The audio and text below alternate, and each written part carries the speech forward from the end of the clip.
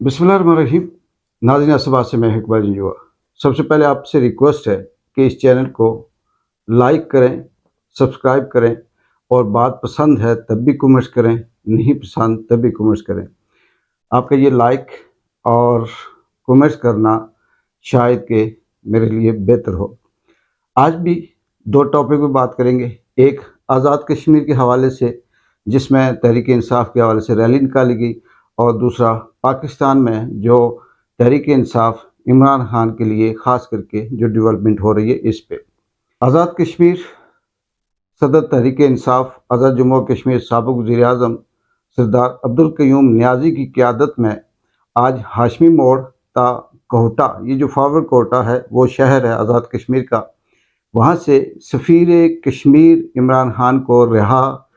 किया जाए इस नाम से रैली निकाली गई। और उस रैली के अंदर जो लोग थे, जो रैली थी, वो भी आप देख भी रहे हैं पीछे फुटेज में। उसमें नारे लगाए गए, ना वो बागी है, ना वो गद्दार है, कैदी नंबर 804, कैदी नंबर 804, रिहा करो सफ़ीर कश्मीर इमरान खान को रिहा करो। ये फलक शगाफ नारे थे। और इमरान खान के हवाले से जो क़य्यूम नियाज़ी साहब और दीगर जो वहाँ के ज़ुमा थे, जो मुकर्रीन थे, उन्होंने भी कहा कि कश्मीरी चाहे दुनिया के किसी भी मुल्क में हों, वो इमरान खान के साथ खड़े हैं। और इमरान खान की जो गिरफ़्तारी है, जो पाबंद सलासल हैं, ये असल में कश्मीरियों को तकलीफ़ देने के मुतरादिफ़ है। इसके साथ उन्होंने ये भी कहा कि जाली बोगस केस बनाकर इमरान खान को सिर्फ़ और सिर्फ इसलिए बंद किया गया ताकि कश्मीरियों को तकलीफ़ पहुँचे। और इस हवाले से और भी बहुत सी ऐसी चीज़ें थी जो आप जानते भी हैं कि इमरान खान के केसेस हो गए, उसकी जो नज़रिया है उस हवाले से वो सारे के सारे बयानात किए गए। लेकिन इसमें ख़ास बात ये थी कि ये बड़ी डेवलपमेंट है आज़ाद कश्मीर के अंदर। क़य्यूम नियाज़ी साहब के जो उन्होंने रैली निकाली, इसमें बहुत से ऐसे नौजवान और झंडे लेकर मौजूद थे। और इस ऐसे हालात में ये रैली निकालना कश्मीर के लिए बड़ी मानी खेज भी है और इसका पॉजिटिव भी एक्सपेक्ट जो है वो जाता है। अब हम करते हैं बात कि पाकिस्तान के अंदर जिस तरह से यूएनओ ने या फिर जो कांग्रेसमैन थे उन्होंने इमरान खान के हक़ में आवाज़ उठाई, करारदाद पेश की, वो मंजूर हुई। उसमें जो निकात थे वो ये थे कि इमरान खान को गैर कानूनी बंद किया गया, इसके ऊपर जो केसेस हैं वो बोगस केस हैं, गैर कानूनी केस हैं। इमरान खान सबसे बड़ी सियासी जमात का लीडर है, उनको इलेक्शन से आउट किया गया, कानूनी तौर पर उन्हें हक़ नहीं दिया गया। इस तरह से जो कई जो पाकिस्तान के अंदर 2 साल से इमरान खान या उसकी जो तहरीक है, जो वकला हैं वो मुसलसल पेश कर रहे हैं, वही निकात उसमें थे। अब जब से ये यूएस में और अक़वाम मुत्तहिदा की करारदाद और ये जो कांग्रेसमैन थे इन्होंने जो पेश की, उसके बाद फार्म 47 वाले, उनकी नींदें ना सिर्फ हराम हुई बल्कि उन्होंने अपना स्क्रिप्ट चेंज करके अब एक तो इस फार्म 47 का जो जत्था है, जो एक नाम नहाद किस्म का मियाँ मसरे साहब हैं, उनको रूस की गोद में भेजा और ये दिखाने की कोशिश की कि हम सफारती ताल्लुकात रूस के साथ कर रहे हैं या इस तरह से। ये वो सारे ड्रामे हैं जो पहले माजी में इमरान खान के ऊपर इल्ज़ाम लगाते थे कि वो रूस क्यों गया, वो उधर क्यों गया, उसने अमेरिका नाराज़ कर दिया, उसने चाइना के साथ ताल्लुकात नहीं रखे, और अब वो सारा का सारा खुद कर रहे हैं।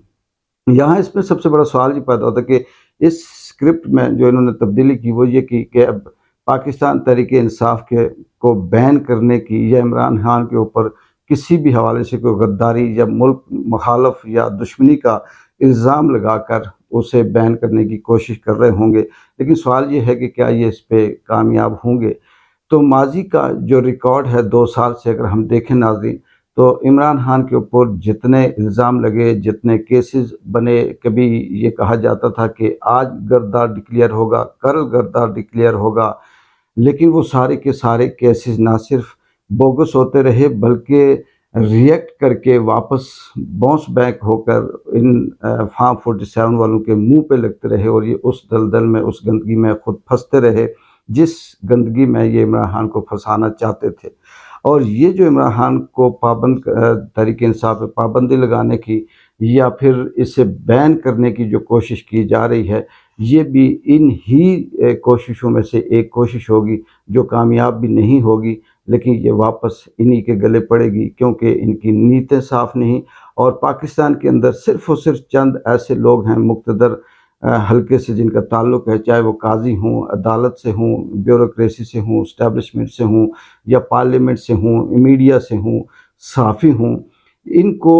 جو پاکستان کا پورا جو بجٹ ہے، یا IMF کے جو قرضے ہیں، یا دیگر جو ٹیکسز کے پیسے ہیں، یا دیگر یہ جو کرپشن کرتے ہیں، یہ سارے کے سارے یہ اپنی تجوریاں بھرتے ہیں صرف اس لیے کہ جھوٹ بولا جائے۔ میڈیا کا صحافی صرف جھوٹ بولنے کے پیسے لیتا ہے، قاضی صاحب صرف کیس کو خراب کرنے کے پیسے لیتے ہیں، بیوروکریسی اس جھوٹ بول کر لوگوں کو گرفتار کرنا یا انہیں دباؤ دینے کے لیے پیسے لے رہے ہیں، اور اسٹیبلشمنٹ وہاں جو اسکرپٹ لکھ رہی ہے اس میں ایک نہ صحیح دوسرے میں نہیں تیسرا، کسی نہ کسی حوالے سے عمران خان کو یا پاکستان تحریک انصاف کے لوگوں کو پھنسانے کی کوشش کر رہے ہیں۔ وہ اقوام متحدہ جس کا یہ پاکستان ممبر بھی ہے، اور جب ان کی اپنی باری آتی ہے تو یہ کہتے ہیں کہ جی اس نے مداخلت کر دی یا مداخلت نہیں کی، یا امریکہ کے بغیر ہم رہ نہیں سکتے۔ یہی خواجہ یا یہی جو فارم 47 کا جتنا 172 سیاسی جماعتوں کا جو اتحاد ہے، چاہے اس میں پیپلز پارٹی ہے، نون لیگ ہے، JUI ہے، یا دوسری کوئی اسلامی جماعت ہے، دوسری جو بھی جماعتیں ہیں، یہ کہیں نہ کہیں ان کی خاموشی یا رضامندی اس میں شامل رہی کہ عمران خان اکیلا ہے، اور عمران خان نے جو امریکہ کے حوالے سے ایبسلیوٹلی ناٹ کہا یا پھر ان کی بات نہیں مانی، تو یہ اس نے بہت بڑی نافرمانی کر دی۔ اگر اس کے بدلے میں یہ اللہ کے آگے انکار کر دیتا تو شاید یہ سزا نہ ہوتی جو عمران خان نے امریکہ کے آگے انکار کیا، تو اور یہ پاکستان کا جو مقتدر حلقہ ہے یہ سزا دے رہا ہے۔ لیکن اب یہ خود ہی اسی اسکرپٹ کے اوپر چل رہے ہیں، اور اب یہ کہہ رہے ہیں کہ جن کا یہ وینٹیلیٹر تھا، جن کا یہ امریکہ کے حوالے سے یہ کہتے تھے کہ اس کے بغیر ہم سانس نہیں لے سکتے، جب اس نے حق و سچ کی بات کی تو یہ کہتے ہیں کہ وہ مداخلت کر رہا ہے، اور وہ کس طرح سے ہماری یہ خودداری اور خود مختاری کے اوپر بات کر رہا ہے۔ اقوام متحدہ بالکل ایسی ہے ناظرین جیسے گاؤں کے یا کسی ایک ضلع کے 4-6 تگڑی بڑی برادریاں مل کے ایک جرگہ بنا لیں، کمیٹی بنا لیں، اور اس میں یہ ہو کہ جی جو قومی مفاد یا علاقائی مفاد کی بات ہوگی یا کسی کے ساتھ ظلم زیادتی ہوگی، وہ سارے کے سارے مل کر ہم بات اسے طے کریں گے۔ اسی طرح سے اقوام متحدہ بھی ہے، اور جب یہ سامنے نظر آ رہا ہے کہ کس طرح سے یہ ظلم کر رہے ہیں، کس طرح سے ناانصافی کر رہے ہیں، کس طرح سے قانون کا نام دے کر غلط استعمال کر رہے ہیں، آئین کی بات کر کے تو یہ آئین کے ساتھ کھلواڑ کر رہے ہیں، انسانی حقوق کی بات کر کے یہ انسانی حقوق کی دھجیاں بکھیر رہے ہیں، یہ سب کی سب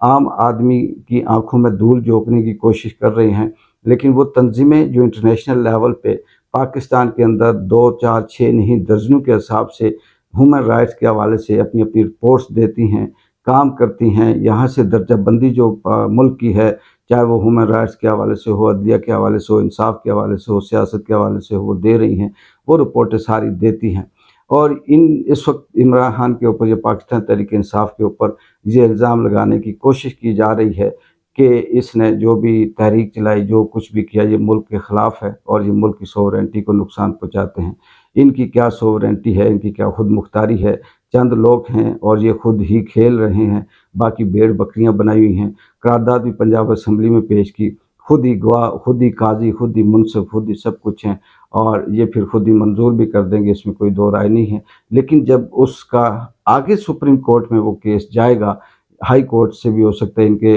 حق میں بات آ جائے، لیکن جب وہ سپریم کورٹ میں جائے گا اور جیسے جیسے وقت گزرتا جائے گا تو یہ اور اپنے منہ کے ساتھ جو رئی سے کسر ہے کالک ملنے کی وہ ملیں گے، اور یہ مزید ننگے ہوں گے۔ ان کا اب وہ وقت اتنا نہیں رہا، کیونکہ